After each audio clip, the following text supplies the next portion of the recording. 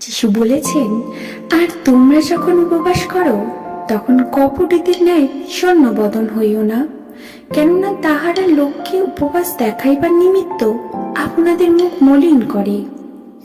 আমি তোমাদিগকে সত্য বলিতেছি, তাহারা আপনাদের পুরস্কার পাইয়াছে।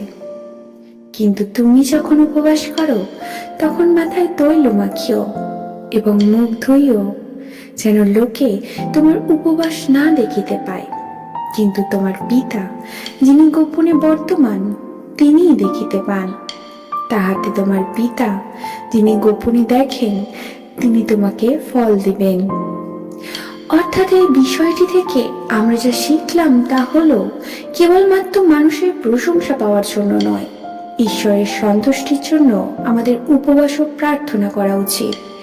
আমরা যখন ঈশ্বরের জন্য কোনো ভালো কাজ করি তখন যেন মনে রাখি, মানুষ দেখুক বা না দেখুক, ঈশ্বর সবই দেখেন এবং তিনি হৃদয়ের সত্যতার মূল্য দেন। আমেন। Praise the lord. সকলকে জয় যিশু।